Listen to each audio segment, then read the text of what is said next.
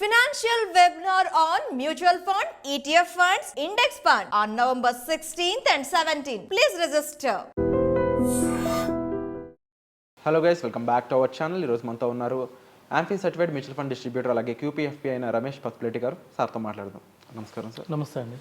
Sir, అంటే traditional అసెట్స్లో భాగంగా ఇల్లును కూడా ఒక అసెట్స్లో చూస్తూ దాంట్లో ఇన్వెస్ట్ చేయాలి, అంటే ఇల్లు కొనుక్కోవాలి, ఒక ఇల్లు ఉండాలి అనుకుంటూ ఉంటారు కదా. ఎక్కువ మంది ఇప్పుడు ఇల్లు కొనుక్కోవడానికి చూస్తున్న ఒకే ఒక్క ఆప్షన్ బ్యాంక్ లోన్ నుంచి ఈఎంఐగా మనం ఇల్లు కొనుక్కోవడం. అంటే ఈ ఈఎంఐలు అనేవి ఏంటంటే చాలా ఇబ్బంది పెడుతూ ఒక రకంగా కట్టుకోలేక మళ్ళీ అదే వాటిని ఆప్షన్కి వేసేసి అలా క్లోజ్ అయిపోయే విషయాలు చాలామందికి ఉన్నాయన్నమాట.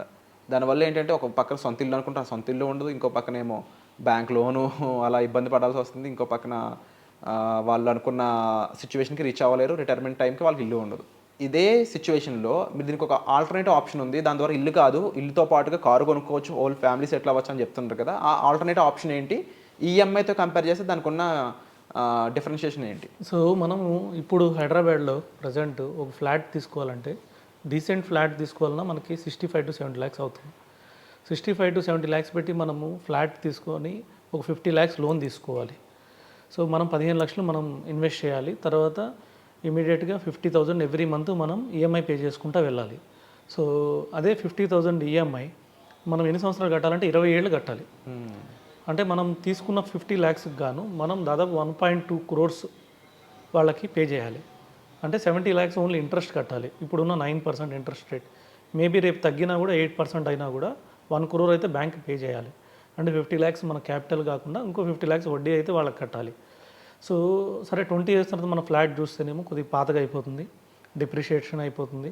సో అమ్మితే అప్పుడు ఇదే రేట్ రావచ్చు. ఎందుకంటే ఫ్లాట్ అనేది ఏమవుతుందంటే ఒక 15 years దాకా పెరుగుతూ వెళ్తుంది, 15 years నుంచి తగ్గుతూ వస్తుంది. ఎందుకంటే డిప్రిసియేషన్ అంటారు. 15 years తర్వాత వాల్స్ కొద్దిగా పాతబడతాయి. వాల్స్ పాతబడగానే ఇంకా దాని రేటు అక్కడ నుంచి డిప్రిషియేట్ అవుతూ ఉంటుంది.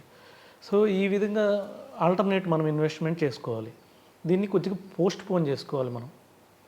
సో ఫైనాన్షియల్ ప్లానింగ్లో కూడా డ్రీమ్ని డిలే అనే ఆప్షన్ ఉంది. డిలే అని ఒక కాన్సెప్ట్ ఉంది.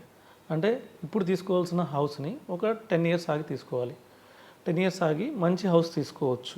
అప్పుడు దాకా ఏం చేయొచ్చు అంటే ఈ 15 lakhs ఏదైతే ఉంది కదా, మనం ఫస్ట్ డౌన్ పేమెంట్ చేద్దాం అనుకున్నాం కదా, ఈ 15 lakhs మనం మ్యూచువల్ ఫండ్లో ఇన్వెస్ట్ చేసేసేయాలి. చేసేసి అందులో ఉంచి మనం ఎస్డబ్ల్యూపీ అంటే మంత్లీ 1% విత్డ్రా చేసుకోవచ్చు. అంటే 15,000 మనం విత్డ్రా చేసుకోవచ్చు. మంత్లీ 15,000 విత్డ్రా చేసుకొని రెంటెడ్ హౌస్లో ఉండొచ్చు. ఆ 15 lakhs అలాగే ఉంటుంది, అదేం తగ్గదు. ఎందుకంటే మనకు 12% రిటర్న్ వచ్చినా కూడా మనం మంత్లీ 1% తీసుకోవచ్చు. అంటే 15,000 మనం విత్డ్రా చేసుకుంటూ ఉంటాం. తర్వాత ఏం చేయాలంటే 50,000 మనము ఈఎంఐ కట్టే అమౌంట్ ఏదైతే ఉందో అది ఎస్ఐపి రూపంలో కట్టుకుంటూ పోవాలి. 50,000 ఎస్ఐపి 10 years. 10 years తర్వాత చూసుకుంటే 1.2 crores 12% రిటర్న్ తోటి. 12% రిటర్న్ తోటి 1.2 crores అవుతుంది. ఇంకొద్దిగా ఎక్కువ ఇస్తే 1.5 crore కూడా వచ్చే అవకాశం ఉంది. సో మనం గోయింగ్ 10 years అయితే మార్కెట్ బాగుండే అవకాశం ఉంది. కాబట్టి growing economy, fast growing economy, so number 3 economy కాబోతుంది. ఇన్ని ఉన్నాయి కాబట్టి సో మనకు కంపల్సరీగా 12%, 15% వరకు రిటర్న్ ఎక్స్పెక్ట్ చేయొచ్చు. 12% తీసుకున్నా కూడా మనకి కంపల్సరీ 1.2 crore అయింది. సరే 1.2 crore అయింది 10 years తర్వాత. మన 15 lakhs అక్కడ అలాగే ఉన్నాయి మ్యూచువల్ ఫండ్లో. 12% వచ్చింది, అవి విత్డ్రా చేసుకున్నాం.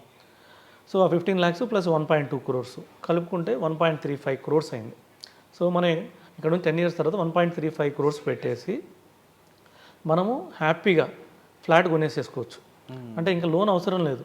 మనం తీసుకుని 20 ఏళ్ళ ప్రకారం 20 ఏళ్ళ పాటు వాళ్ళకి కట్టి ఎప్పుడైపోతుందా, ఇది మన ఇల్లేనా, తీసుకునే అమౌంట్ డబుల్ ఇంట్రెస్ట్ కట్టి, ఇంకోటి ఏంటంటే అసలు మన ఇంట్లో ఉన్నామన్న ఫీలింగ్ కూడా మనకు ఉండదు. ఎందుకంటే నెలకి 50,000 వాడికి కడుతుంటే వాడి దాంట్లో అది ఉన్నట్టే ఉంటుంది. ఆ బ్యాంక్ కూడా హౌస్, ఆ ఫ్లాట్ బ్యాంక్ కూడా లాగా మనం అందులో ఉంటున్న ఫీలింగే ఉంటుంది. రేపు ఏమైనా 1-2 months మనం కట్టకపోతే వాడు బ్యాంక్ కూడా లాక్కుంటాడు కూడా. అది మంది కాదు, బ్యాంక్ వాళ్ళదే. అప్పుడు దాకా 20 ఏళ్ళు పూర్తయింది. దానికన్నా ఇలా కానీ చేసుకుంటే 10 yearsలోనే మనము దానికన్నా లగ్జరీ ఫ్లాట్ మనం 1.35 crores మంచి లగ్జరీ ఫ్లాట్ కొనవచ్చు. సో ఇంకా గోయింగ్ ఫార్వర్డ్ ఆటోమేటిక్ హౌసెస్ వస్తాయి. సో ఏ హౌసెస్ వస్తాయి. సో ఇలాంటివన్నీ నెక్స్ట్ టెక్నాలజీ. సో హౌసెస్ మనం కొనుక్కోవచ్చు. కాబట్టి మనం చేయాల్సింది ఏంటంటే కొంచెం ఒక 10 years పేషెన్స్ మనం మెయింటైన్ చేయాలి. సో ఎవరో కొనమన్నారు ఎవరి కోసమో కాకుండా మనం ఈ విధంగా ఇన్వెస్ట్ చేసుకుంటే డెఫినెట్గా 10 ఏళ్ళ తర్వాత మనం సొంత హౌస్లో మనం ఉండొచ్చు. బ్యాంక్ వాళ్ళు కూడా 50 లక్షలు ₹1,00,00,000 కట్టాల్సిన అవసరం లేదు. మనమే లగ్జరీగా మన హౌస్ బిల్డ్ చేసుకోవచ్చు. అండ్ ముఖ్యంగా ఈ ఇన్వెస్ట్మెంట్ ఆప్షన్ చూసినప్పుడు ఏమవుతుందంటే చాలామందికి రిటర్న్ ఆఫ్ ఇంట్రెస్ట్ కానీ లేకపోతే కాంపౌండింగ్ ఏ విధంగా వర్క్ అవుతుంది, ముఖ్యంగా ఎస్ఐపి అన్నప్పుడు దాని కన్సిస్టెన్సీ ఏమన్నా మధ్యలో తప్పిపోతే అప్పుడు పరిస్థితి ఏంటి, అండ్ స్టెప్అప్ చేయాలంటే అప్పుడు దాని పరిస్థితి ఏంటి, వీటిని ఎక్స్ప్లెయిన్ చేస్తారు. డెఫినెట్గా అండి. సో ఎస్ఐపి తప్పిపోతే పరిస్థితి ఏంది? ఫస్ట్ ఆఫ్ ఆల్ ఎస్ఐపి తప్పిపోతే మళ్ళీ నెక్స్ట్ మంత్ నుంచి కంటిన్యూ అవుతుందండి, ఏం కాదు. ఒక నెల కొనకపోతే మనకి యూనిట్స్ రావు. ఆ అమౌంట్ కూడా మనం అడిషనల్ పర్చేస్గా మనం కొనుక్కోవచ్చు. సపోజ్ ఒకరు 10,000 ఎస్ఐపి ద్వారా ఇన్వెస్ట్ చేస్తున్నారు ఎవ్రీ మంత్, ఒక 1 మంత్ కట్ కాలేదనుకోండి, ఏమైనా రీజన్ కావచ్చు, 10,000 ఆయన అకౌంట్లో ఉండకపోవచ్చు ఆ మంత్, లేదంటే బ్యాంక్ వాళ్ళు కొన్నిసార్లు టెక్నికల్ రీజన్స్, మ్యాక్సిమం 99% టెక్నికల్ రీజన్సే, ఒక్కోసారి అకౌంట్లో కట్ కానప్పుడు ఏమవుతుందంటే ఆ మంత్ యూనిట్స్ రావు. నెక్స్ట్ మంత్ నుంచి 10,000 కట్ అయిపోతుంది. అప్పుడు మనము ఈ మంత్ యూనిట్స్ కొనుక్కోవచ్చు 10,000. రెండో సెనారియో ఏంటంటే మన దగ్గర డబ్బులు లేక కట్ కాలేదనుకోండి, ప్రాబ్లం ఏం లేదు, మ్యూచువల్ ఫండ్ వాళ్ళు మనకేం ఛార్జ్ చేయరు. కాకపోతే ఆ 10,000 వర్త్ యూనిట్స్ ఆ మంత్ రావు. అవి మనం మళ్ళీ అడిషనల్ పర్చేస్గా ఈ మంత్ కానీ నెక్స్ట్ మంత్ కానీ కొనుక్కోవచ్చు. ఓకే.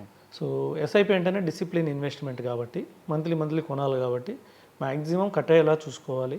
ఏమైనా ఇబ్బంది వస్తే మళ్ళీ అమౌంట్ ఉండగానే కొనుక్కుంటే మనకి ఒక అంటే ఇన్ని మంత్స్ మనం ముందే లెక్కేసుకుంటాం. ఎస్ఐపి స్టార్ట్ చేసేటప్పుడు 10 ఇయర్స్కి ఎంత వస్తుంది, 15 ఇయర్స్కి ఎంత వస్తుంది, 12% రిటర్న్ ప్రకారం ఎంత వస్తుంది. ఇప్పుడు మనం ఏమైనా మిస్ అయిందామనుకో మళ్ళీ అలా కంగారు పడకుండా మళ్ళీ డెఫినెట్గా మనము మధ్యలో కొనుక్కుంటూ వెళ్ళాలి. సో అది ఒకటి. ఇంకోటి పవర్ ఆఫ్ కాంపౌండింగ్ కావాలంటే 7 to 8 ఇయర్స్ తర్వాతనే పవర్ ఆఫ్ కాంపౌండింగ్ విలువ తెలుస్తుంది. మ్యూచువల్ ఫండ్లో చాలామందికి తెలియక ఏం చేస్తారంటే 5 ఇయర్స్ కట్టగానే తీసేస్తారు, 6 ఇయర్స్ కట్టగానే తీసేస్తారు. ఏదో మనం ఒక జీవితం కాలం వెయిట్ చేసినట్టు. సో అలా ఫీల్ అయిపోయి తీసేస్తారు. ఎందుకంటే ఓపెన్ ఎండెడ్ ఫండ్స్ ఎప్పుడు తీసేసుకుంటారు. అదే కొంతమంది పాలసీస్లో కానీ వాటిలో కానీ 20 ఇయర్స్ కట్టమన్నా 20 ఇయర్స్ కడతారు, 20 ఇయర్స్ వెయిట్ చేస్తారు. కానీ మ్యూచువల్ ఫండ్ ఓపెన్ ఎండెడ్ అవ్వడం వల్ల, లాకింగ్ లేకపోవడం వల్ల ఈరోజు కట్టి రేపు ఏమైందని చూసుకుంటారు. ఈరోజు కట్టి 1 ఇయర్ తర్వాత తీసేద్దాం అనుకుంటారు, 2 ఇయర్స్ తర్వాత తీసేద్దాం అనుకుంటారు. ఇది మన ఇండియన్ స్టాటిస్టిక్స్ ప్రకారమే మ్యూచువల్ ఫండ్లో average mutual fund holding period 2.5 years. అంటే కొంతమంది 6 నెలలకు తీసేస్తున్నారు, కొంతమంది 1 మంత్కి తీసేస్తున్నారు, కొంతమంది 5 ఏళ్ళు ఉన్నారు, కొంతమంది మ్యాక్సిమం 10 ఏళ్ళు ఉన్నారు. అది కూడా మ్యాక్సిమం 10 ఏళ్ళు ఉండేవాళ్ళు ఎవరంటే నాకు తెలిసి 10% పీపుల్. సో ఈ యావరేజ్ చూసుకుంటే 2.5 ఇయర్స్కి అమౌంట్ విత్డ్రా చేసేస్తున్నారు. అసలు దీని పవర్ ఆఫ్ కాంపౌండింగ్ స్టార్ట్ అయ్యేదే 7 to 8 ఇయర్స్ తర్వాత. దీని విలువ తెలిసేది ఎందుకంటే 7-8 ఇయర్స్కి మన ఫండ్ డబుల్ అయింది సిప్. అక్కడ నుంచి ఎవ్రీ 4 ఇయర్స్కి డబుల్ అవుతుంది. సో ఫస్ట్ 7-8 ఇయర్స్ టైం పట్టినా కూడా తర్వాత 4 ఇయర్స్ పడుతుంది, తర్వాత 3 ఇయర్స్ పడుతుంది, తర్వాత 2 ఇయర్స్ పట్టింది, తర్వాత అక్కడ నుంచి ఎవ్రీ 1 ఇయర్కి మన ఫండ్ డబుల్ అవుతా పోతుంది. కానీ మనం అప్పుడు దా వెయిట్ చేస్తున్నామంటే లేదు, 5 ఇయర్స్ అవగానే తీసేస్తున్నాము, లేదంటే 2.5 ఇయర్ యావరేజ్గా తీసేస్తున్నారు. సో ఇక్కడ పవర్ ఆఫ్ కాంపౌండింగ్ అనేది ఎవరైతే లాంగ్ పీరియడ్ ఉంటారో సో వాళ్ళకే ఇది అప్లికబుల్. మ్యూచువల్ ఫండ్లో పెట్టాము, నాకు పవర్ ఆఫ్ కాంపౌండింగ్ వచ్చేస్తుందని 5 ఇయర్స్లో తీసేసేవాళ్ళు, 2 ఇయర్స్లో తీసేసేవాళ్ళు, 1 ఇయర్లో తీసేవాళ్ళు అనుకోవడానికి లేదు. వాళ్ళు ఎప్పుడైతే 8 ఏళ్ళు దాటుతారో అప్పుడే వాళ్ళు చెప్పుకోవాలి నేను మ్యూచువల్ ఫండ్లో ఉన్నాను, నాకు పవర్ ఆఫ్ కాంపౌండింగ్ వస్తుందని. లేకపోతే వాళ్ళకి పవర్ ఆఫ్ కాంపౌండింగ్ రాదు. సో ఇంకోటి సిప్ మిస్ అయినా కానీ కంపల్సరీగా యాడ్ చేసుకొని ఇన్వెస్ట్ చేసుకుంటూ కంటిన్యూ చేయాలి. Wonderful sir. సో దీనికి సంబంధించి మరిన్ని డీటెయిల్స్ మీకు కావాలనుకున్నట్లయితే డిస్ప్లే అవుతున్న నెంబర్స్ కాల్ చేయడం ద్వారా సార్ మీరు డైరెక్ట్గా సంప్రదించవచ్చు. Thank you so much.